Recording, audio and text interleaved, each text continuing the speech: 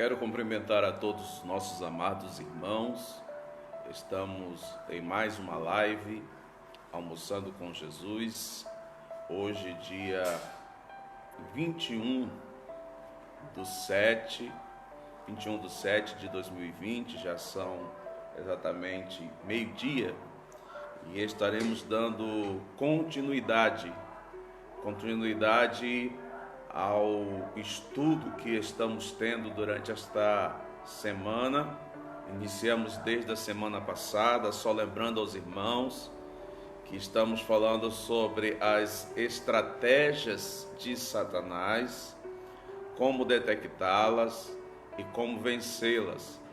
Os irmãos podem estar assistindo às primeiras 4 lives, aonde nós estudamos pela palavra de Deus Lúcifer trabalhando como o enganador, e qual é o alvo dele, que é a nossa mente, as armas que ele usa, que é a sedução e a mentira, o propósito, que é afastar o homem da vontade de Deus, e a vitória que poderemos ter contra ele, que é a palavra de Deus.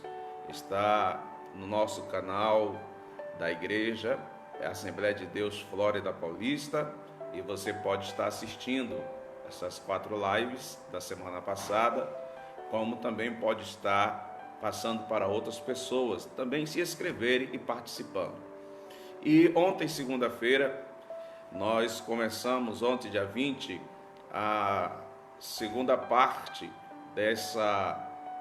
deste estudo, estratégia de Satanás ou estratégia de Lúcifer, e como detectá-las e como derrotá-las.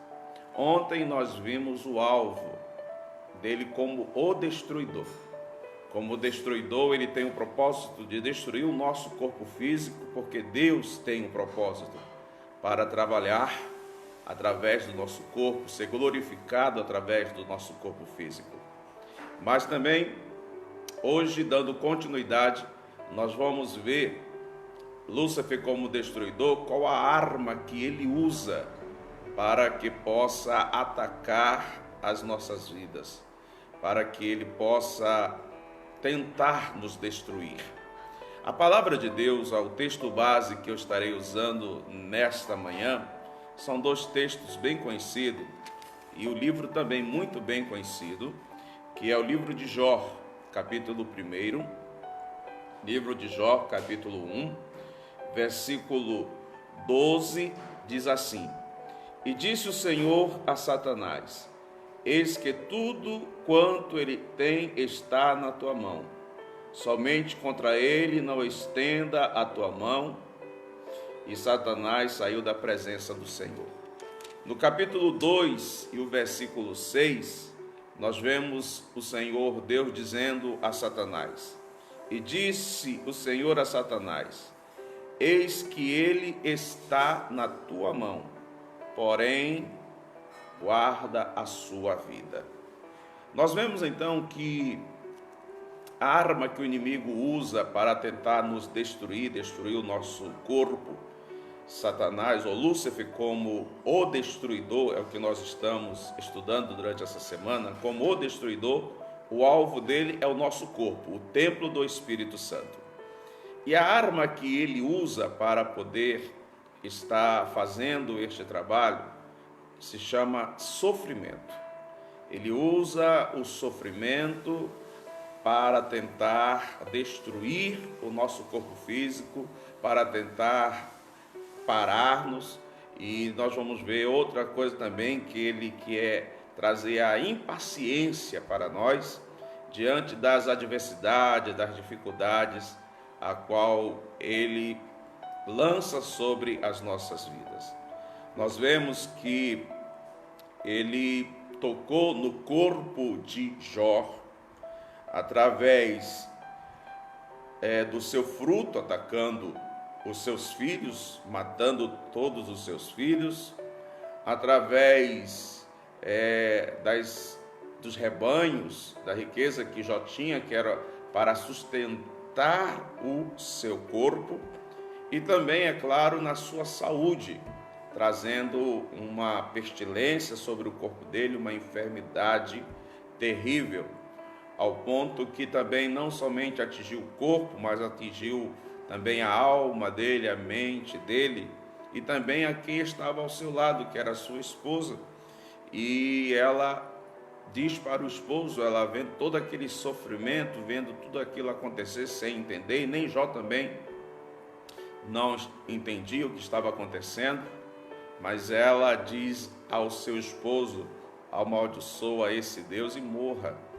Os amigos de Jó que vieram estar com ele ficaram calados durante 7 dias, mas depois começaram a cada um a falar e a tentar justificar Deus e dizer que Jó estava passando por tudo aquilo porque ele tinha pecado. Então nós vemos que o inimigo das nossas almas, ele usa o sofrimento para atacar o nosso corpo físico. Mas eu quero nesta fim de manhã, início de tarde, destacar que existe 3 tipos de sofrimento. Uma é natural, a outra vem da parte de Deus e a outra vem da parte do inimigo. Então nós devemos entender, poder detectar e sabermos qual é a fonte do sofrimento que estamos enfrentando no momento da nossa vida. Então nós vemos que nós estamos estudando sobre Lúcifer, o destruidor, e ele tem esse objetivo, destruir o nosso corpo.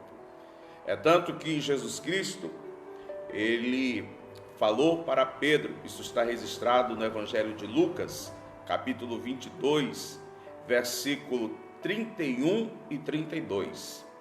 Simão, Simão, eis que Satanás vos reclamou para vos peneirar como trigo. Ou seja, ele pediu permissão. Eu, porém, roguei por ti, para que a tua fé não desfaleça. Esse episódio de Pedro nós vemos novamente. Uma coisa que eu e você devemos entender, devemos crer, acreditar, ok? É que Deus, mesmo permitindo Satanás tocar nos seus justos, nos seus servos, ele está no controle da situação. Lúcifer, ele pode, por permissão de Deus, tocar em nós, mas há um limite estabelecido por Deus para ele.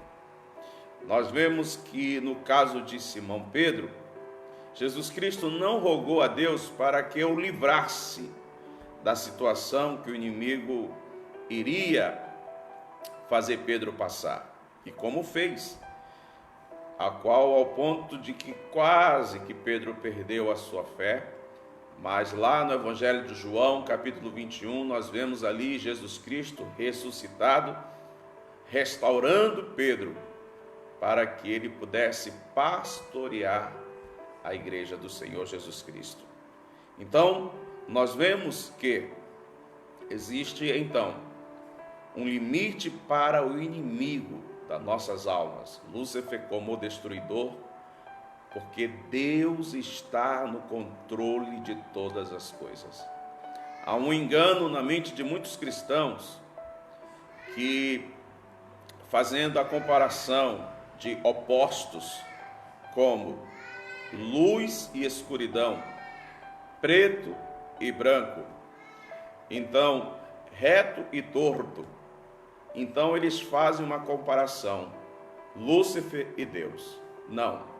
Quando chega a questão do Deus a qual nós cremos, a qual nós servimos, não temos como fazer esta comparação, Lúcifer e Deus, porque Lúcifer é uma criatura poderosa, mas foi criado por Deus. Ele está abaixo do poder de Deus, abaixo da deidade de Deus. da Trindade, porque ele é uma criatura. Então, não há como nós colocarmos Satanás e Deus, fazendo uma comparação, porque Satanás não é um arqui-inimigo de Deus, porque se nós expressarmos desta maneira, estamos dizendo que ele tem o mesmo poder e está no mesmo nível que o Deus. Ele é nosso arqui-inimigo, o arqui-inimigo do homem, porquanto sobre ele já foi determinado o juízo de Deus. Mas ele não quer ir sozinho, ele então tem trabalhado para destruir o homem de várias maneiras, e uma delas é através também, como o destruidor, o corpo. Mas como eu disse no início, há 3 tipos de sofrimento. Existe o sofrimento natural. O que é este sofrimento natural? Este sofrimento natural é uma herança de juízo que nós recebemos, todos os homens receberam por causa da desobediência de Adão e Eva. Esse processo nós experimentamos simplesmente no dia a dia da nossa vida. Ao nascermos, nós começamos já a envelhecer. Porque ao nascermos, nós vamos então começar o processo de crescimento, de desenvolvimento, mas ao mesmo tempo isso significa também que estamos indo para o caminho do envelhecimento, para o caminho de todos os homens determinado por Deus nessa carne que é a morte. Então, mediante isso, nós teremos, infelizmente, enfermidades a qual nós não queríamos passar, mas o nosso corpo físico, pela sua fragilidade, por ser pó, como diz a Bíblia, o próprio Deus disse: porquanto do pó foste feito, ao pó voltará. Nós somos pó e cinza. Então, por causa disso, nós temos o sofrimento natural. Eu, alguns anos atrás, não havia necessidade de usar óculos. Eu enxergava muito bem de perto, mas o processo do envelhecimento fez com que as minhas vistas viessem se cansar para a leitura de perto, e houve então a necessidade minha de começar a usar óculos. Quantas pessoas têm sofrido no processo do envelhecimento, tendo artrose, problema de circulação e tantos outros problemas mais, a qual nós enfrentamos, que faz parte do curso natural da nossa vida. Perdermos os nossos entes queridos, nossos pais, nossos avós, pessoas mais velhas que a morte já os levou. Isso faz parte do sofrimento natural. Isso faz parte desse processo natural que todos os homens vão passando. Nós, quando éramos mais novos, andávamos correndo, ficamos mais velhos, mesmo que nós queremos correr, mas a força do corpo físico, por causa do envelhecimento, não tem o mesmo vigor. E aí, mesmo que nós queremos fazer a mesma coisa quando eram mais novos, mas o nosso corpo físico não consegue fazer, não tem força nem agilidade para estar fazendo isso. E por causa disso, nós sofremos, nós gememos, juntamente com a natureza. Quando nós lemos o apóstolo Paulo escrevendo para a igreja que estava em Roma, Romanos, carta de Paulo aos Romanos, capítulo de número 8 e o versículo de número 18, ele vai estar falando do sofrimento da natureza, mas também, é claro, estará falando também, evidentemente, do nosso sofrimento nesta terra.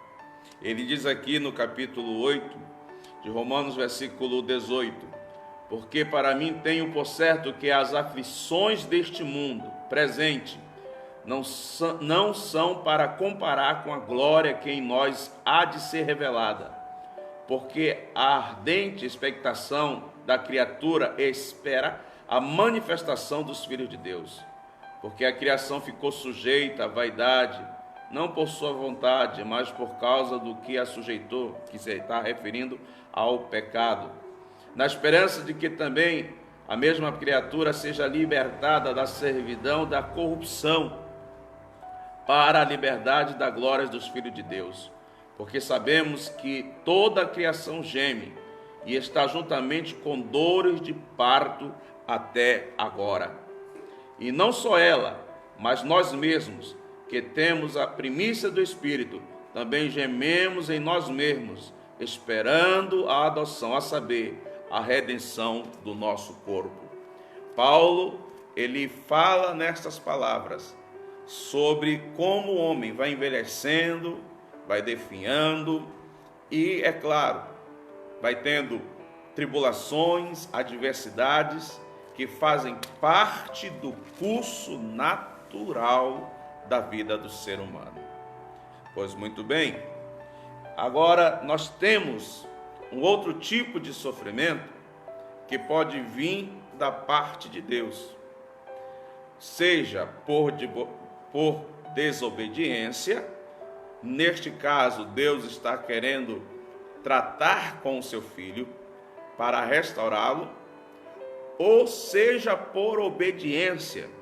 Neste caso, Deus está querendo que ele tenha um crescimento espiritual e um amadurecimento. Então nós vemos que Deus às vezes envia sofrimento ou permite sofrimento nas nossas vidas para algumas vezes nos disciplinar ou outras vezes para nos edificar e fazer crescer e termos experiência com Deus. A Bíblia Sagrada diz o seguinte: filho meu, não menospreze a correção que vem do Senhor, nem desmaie quando por ele és provado, porque o Senhor corrige a quem ama e açoita todo filho a quem recebe. Hebreus capítulo 12, versículos 5 e 6. Essa palavra corrigir que nós vemos aqui na carta aos Hebreus está trazendo um significado de educação infantil. É como se Deus estivesse pegando uma criança e corrigindo ela, dizendo: não vá por aí, não faça assim, haja dessa maneira.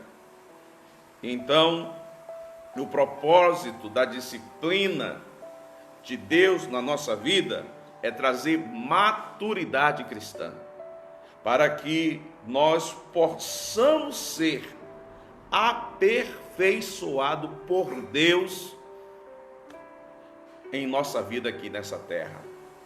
E essa correção, ou essa disciplina, ou esse sofrimento que Deus permite, volto novamente a dizer, uma delas é por causa da desobediência.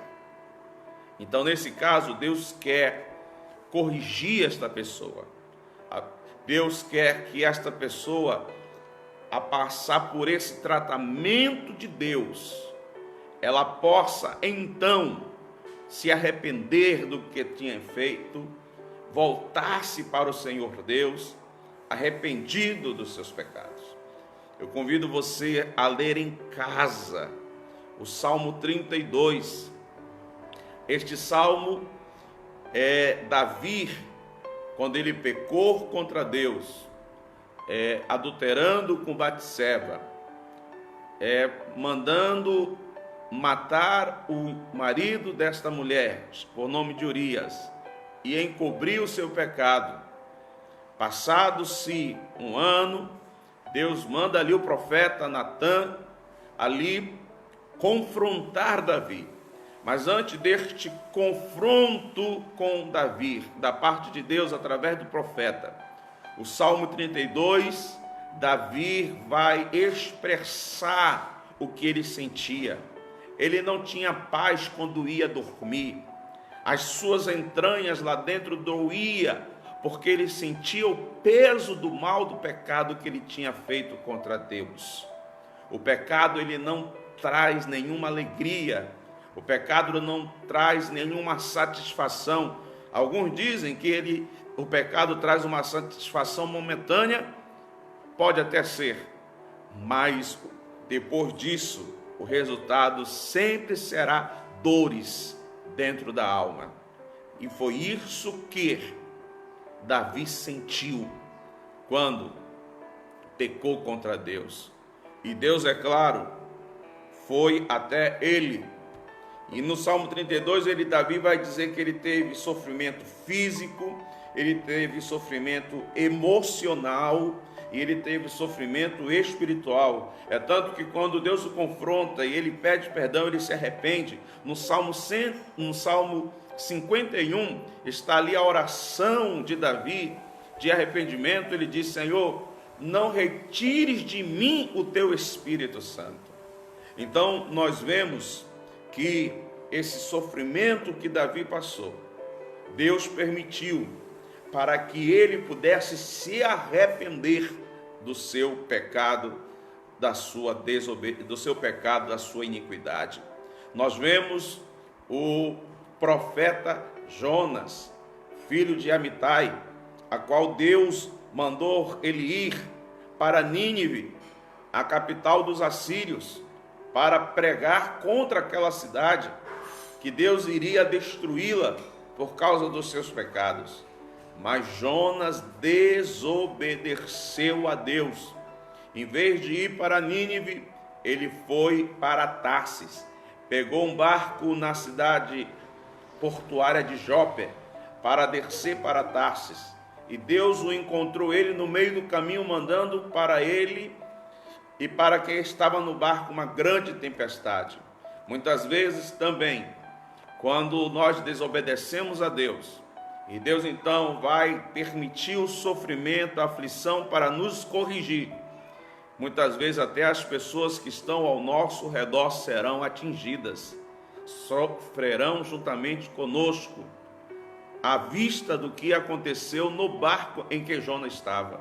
Nós vemos que a tripulação, diante daquela tempestade, eram marujos já provados, no mar, conheciam o mar, sabiam navegar, mas diante daquela tempestade, eles não estavam tendo controle, estavam vendo que o barco ia a pique, que o barco ia afundar. Então eles começaram a jogar toda a bagagem que existia no barco para o mar. Houve ali um prejuízo financeiro. Nós vemos que o barco sofreu também alguns prejuízos, dá-se a entender que mastros se quebraram, que o barco perdeu, ficou à deriva, à mercê da tempestade, e os homens começaram a clamar aos seus deuses, e mesmo diante daquela tempestade, Jonas estava dormindo, lá escondido no fundo do barco. É interessante que quando o homem está na posição da desobediência contra Deus, mesmo que ao seu redor tudo está desmoronando por causa do seu pecado, a sua desobediência, ele não consegue perceber. E ali então o capitão do barco foi acordá-lo para que rogasse ao seu Deus, e nós vemos que ele então reconhece o seu erro, pede para os marujos jogarem no mar, para que a ira do Senhor seja paralisada. E eles assim fazem, e Jonas diz para eles: não tema, porque o meu sangue não está nas vossas mãos, a minha vida não será buscada das vossas mãos, está na mão do Deus a qual sirvo. E quando ele foi jogado no mar, um grande peixe enviado por Deus engoliu Jonas, a tempestade cessou, e durante 3 dias e 3 noites Jonas ficou dentro da barriga do peixe, orando, pedindo perdão, clamando a Deus, por uma segunda chance, Deus permitiu que Jonas passasse por aquela dificuldade, por aquele sofrimento, porque ele diz: eu fui até o inferno e voltei. Está escrito lá em Jonas capítulo 2, na sua oração. Então Deus manda o peixe ir até a praia de Jope, e ali ele cospe Jonas, e Jonas então começa a sua caminhada até Nínive para fazer o que Deus tinha mandado. Então vamos voltar um pouquinho e ressaltar o que nós já ouvimos nesta manhã. Nós já ouvimos que existe como arma do inimigo contra nosso corpo, ele vai usar o sofrimento para tentar destruir. Já vamos ver daqui a pouco, mais um pouquinho sobre isso. Mas existe também o sofrimento natural, que já falamos sobre isso, e existe o sofrimento enviado e permitido por Deus, e o primeiro é por causa da desobediência ou do pecado. O segundo sofrimento que Deus pode permitir na nossa vida é porque nós estamos sendo obedientes. Aí talvez você agora vai ficar confuso: mas pastor, como é isso?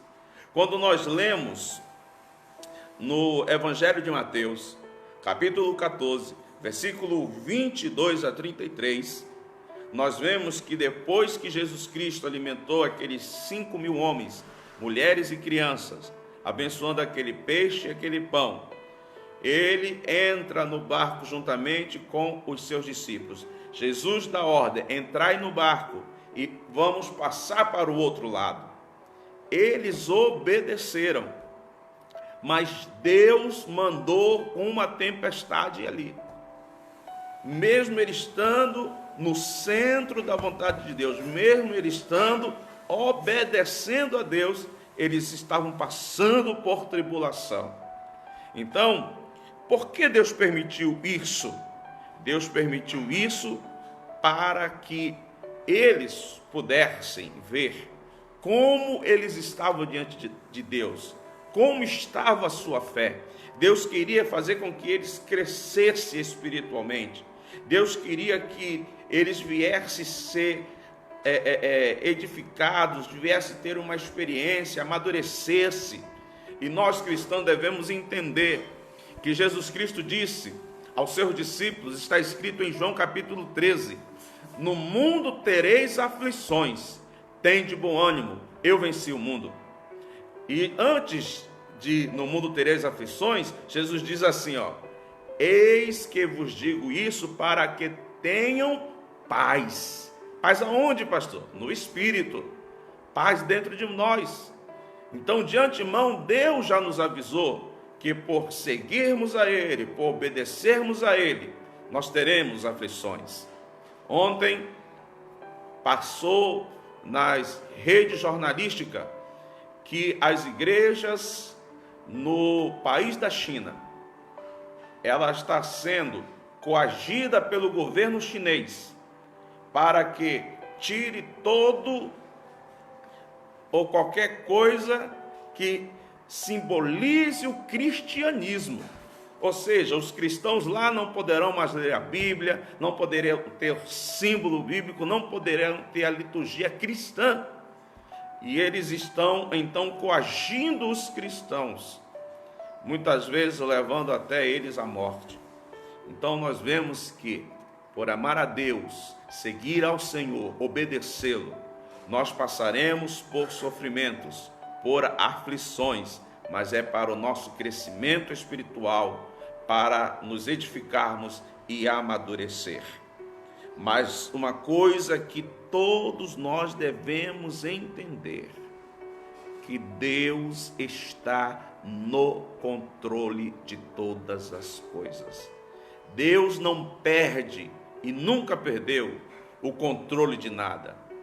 O mundo ao qual nós estamos vivendo hoje está passando por uma pandemia, por uma enfermidade chamada coronavírus, a qual já tem ceifado milhares de vidas no mundo, inclusive no nosso país. Deus permitiu, mas não é porque o mundo está em crise, não é porque o mundo está sofrendo com pandemias, com enfermidades, com maremoto, terremotos, né, a natureza, como o apóstolo Paulo diz, está gemendo para ser purificada, mesmo por causa das guerras, das fomes, tudo isso que está acontecendo na terra. Mesmo que o mundo esteja em crise, em muitos países, os cristãos sendo perseguidos por amor ao nome de Cristo Jesus, Deus está no controle de todas as coisas. Nós temos que crer nisso. Deus não perdeu o controle, não há crise no céu. Deus é Senhor de tudo e de todos. O Salmo de número 24, verso 1 diz que os céus, a terra e os moradores dela pertencem a Deus. Mesmo que o inimigo das nossas almas tenha o alvo como destruidor, destruir o nosso corpo, a arma é o sofrimento que ele usa, mas há limite para ele. Deus está no controle. Então a terceira, que nós começamos com ela, o terceiro sofrimento que nós encontramos e devemos entendê-lo, devemos então identificá-lo, é o sofrimento causado por Satanás. Mas o sofrimento causado por Satanás, ele tem um objetivo de destruir o nosso corpo, de nos afastarmos de Deus. Nós vemos que no sofrimento de Jó, Deus permitiu. E este sofrimento que Jó passou, ele não sabia o que estava acontecendo, ele não sabia que estava sendo atacado pelo inimigo de sua alma, como inimigo das nossas almas, por causa da sua fidelidade diante de Deus, por causa da maneira justa e reta que ele andava diante de Deus. Diz a Bíblia que Deus fez um pacto com o Senhor para não compactuar com o mal, para não andar no caminho do mal. Então nós vemos, meus amados irmãos, que por causa disso, ele foi atacado. Diz a Bíblia Sagrada que o sofrimento de Jó, ele experimentou. Vemos que os sabeus levaram os seus bois e as suas jumentas. O fogo do céu que Lúcifer fez cair, queimou, fulminou, matou todas as suas ovelhas, e os pastores que estavam tomando conta das ovelhas, só escapou um. Quando os sabeus deram sobre os bois e as jumentas, eles mataram todos os servos que ali estavam tomando conta desse rebanho, e só escapou um para levar a notícia. Vemos também que os caldeus vieram sobre os camelos que Jó tinha, e aqueles que estavam tomando conta morreram, só escapou um para levar a notícia. Na casa do filho mais velho, entendemos, a Bíblia diz que deu um grande vento que bateu no canto da casa, derrubando a casa e matando todos os filhos de Jó. E só escapou um dessa casa para levar a notícia para Jó. Tudo isso aconteceu no mesmo dia, por permissão de Deus. E todo o inferno, todos os demônios, naquele momento estavam esperando Jó murmurar, reclamar, porque aquilo estava acontecendo, sendo que ele era fiel a Deus. Diz a Bíblia que ele andava em fidelidade, em temor, em retidão diante de Deus e dos homens. Tinha feito um pacto com Deus de não andar no caminho mau, de não participar de maldade. Mas quando tudo isso aconteceu, diz a palavra do Senhor que diante daquelas notícias, ele, como ser humano, os seus joelhos não conseguiram suportá-lo em pé, e ele cai em terra e olha para os céus, e quando ele abre a sua boca, Satanás, imagino eu, juntamente com o inferno, com os demônios, é agora, é neste momento, como eu disse para Deus, ele vai negar Deus, porque ele só servia a Deus, porque Deus tinha cobrido ele de riquezas, de bens e de bênçãos, mas agora ele vai negar a Deus. Mas ele abre a sua boca e diz: no sair do ventre de minha mãe, e no tornarei para lá. O Senhor deu e o Senhor o tomou. Bendito seja o nome do Senhor. E diz a Bíblia que, apesar de tudo isto que Jó passou, o sofrimento ao qual Lúcifer causou sobre a sua vida, Jó não pecou contra Deus. Aleluia. E nós vemos que Satanás diz: só falta uma coisa. As coisas materiais foram tiradas, ele pode conquistar de novo, mas toca na carne dele. Aleluia. E ele ali então, quando está doente, Deus permite Satanás tocar na carne dele, trazer uma doença purulenta, fedida, terrível. E ele ali, assentado, diz a Bíblia, no meio da cinza, e com um caco de tijolo, raspava as feridas do seu corpo. Eu imagino a agonia que aquele homem estava passando naquele momento. A mulher, vendo seu esposo sofrer, e também sofreu por tudo o que aconteceu em sua casa e seu lar. Aquela mulher tinha perdido 10 filhos também. Ela não consegue suportar e olha para o seu marido e diz: amaldiçoa a este Deus e morra. Mas Jó, neste momento, abre novamente a sua boca, e o inferno novamente está em prontidão, agora dizendo: agora sim ele vai espraguejar contra Deus, ele vai falar contra Deus. E nós vemos no versículo 10, ele dizendo: como fala qualquer doida, falas tu.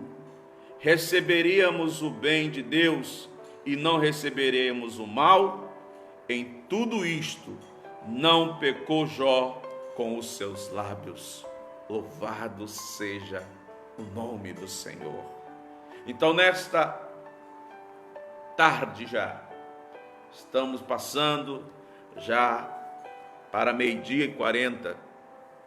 Entenda que Lúcifer, em sua estratégia como o destruidor, como o leão, que, como diz Pedro, está rodeando, procurando a quem possa tragar, a quem possa destruir, porque quando o leão consegue alcançar a sua presa, ele destroça com os seus dentes. Então, Lúcifer, como o destruidor, está ao derredor dos que temem a Deus, esperando o momento, até pedindo permissão a Deus, para que possa trazer sofrimento para nós, mesmo nós estando na presença do Senhor. Então, nessa tarde, eu quero que você entenda que a arma que o inimigo das nossas almas, dentro da sua estratégia, como destruidor, é atacar o nosso corpo. A arma que ele usa é o sofrimento. Mas nós aprendemos também que existe o sofrimento natural, existe o sofrimento que vem da parte de Deus, tanto por causa do pecado e da desobediência, e Deus permite para que o homem se arrependa, como também por causa da obediência, para que este homem tenha experiência e amadureça perante o Senhor Deus, como aconteceu com Jó. Então, que nós possamos também entender que esta batalha era uma batalha onde Jó, ele era o alvo para afrontar a Deus.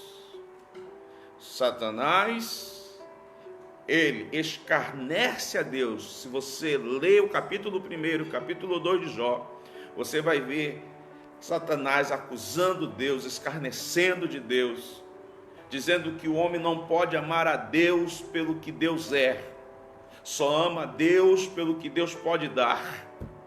Mas Jó, como muitos homens que já aceitaram a Cristo, que já partiram para a eternidade, mostraram, entendeu que passaram por aflições, como os apóstolos na Bíblia Sagrada, mas passaram e foram vencedores, e demonstraram através da sua vida que eles amam a Deus, amaram a Deus até o fim das suas vidas, não por aquilo que Deus poderia dar para eles, mas pelo que Deus é e por aquilo que Deus já tinha feito em suas vidas.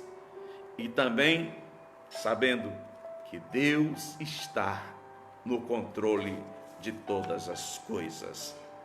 Então, meus amados irmãos, não importa a circunstância que nós venhamos passar, não importa o sofrimento que nós venhamos passar, primeiro nós devemos entender se é natural, se é da parte de Deus ou se é da parte do inimigo, como o destruidor. Detectando, nós saberemos como agir. Mas Satanás, como o destruidor, ele tem um propósito. Ele tem um propósito para usar a sua arma, o sofrimento. E esse propósito nós estaremos vendo amanhã. Convido você, amanhã está conosco ao meio-dia para a continuação deste estudo. Mas eu espero que neste dia de hoje, esta palavra possa trazer à tua vida esclarecimento, amadurecimento, edificação. Se for exortação, exortação à tua vida. Se for para trazer a você uma palavra de refrigério também, que você possa receber da parte de Deus o refrigério para a tua alma. Mas uma coisa, creia e saiba, Deus está no controle de todas as coisas e nada saiu das suas mãos. Quero orar com você neste momento. Senhor Deus, eterno Pai, querido e santo e poderoso, eu quero te agradecer, meu Deus, mais uma vez, por mais este dia, por estes momentos que passamos aqui meditando na tua palavra, sendo edificado pela tua palavra. Ó Senhor amado, nos ajuda, Senhor, a detectar, ó Pai querido, essas estratégias que o inimigo usa contra a nossa vida. Entender, Senhor, e saber diferenciar o sofrimento natural, o sofrimento permitido muitas vezes por ti, por alguma desobediência ou pecado oculto, ou mesmo também permitido por sermos obedientes para amadurecermos e termos mais experiência contigo, para ser uma bênção maior para aqueles que estão ao nosso redor. E detectar também quando é o inimigo de nossas almas, para tentar destruir os nossos corpos e desfazer, Senhor, desfazer em nossas vidas o propósito que tu tem para elas. Senhor, nos ajuda a detectar, nos ajuda a vencer e a ter vitória. E assim como Jó, não pecar contra ti. Senhor, meu Deus, abençoa o teu povo, a tua igreja, não somente nesta cidade, no estado de São Paulo, no país Brasil, mas em todo o mundo. Os santos, a tua igreja, abençoe a todos, Senhor.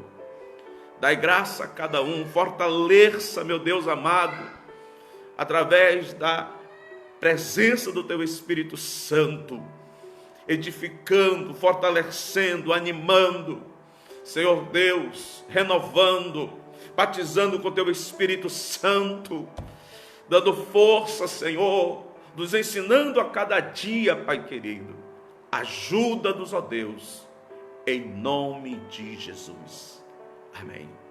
Meu querido, amanhã, só para deixar você um pouquinho aguçado, amanhã estaremos vendo o propósito de Satanás, dentro da sua estratégia, dele como destruidor. O propósito dele é nos tornar impacientes com a vontade de Deus para a nossa vida. Então amanhã nós estaremos, pela palavra de Deus, entendendo o propósito da estratégia de Satanás como destruidor. O alvo, o corpo, a arma, o sofrimento. E o propósito nós estaremos vendo amanhã, se Deus quiser, se Deus me der vida até lá e se Deus permitir. Que o grande amor de Deus, a graça de nosso Senhor e Salvador Jesus Cristo, a consolação do Espírito Santo, seja sobre todos vós e que Deus vos abençoe, em nome de Jesus.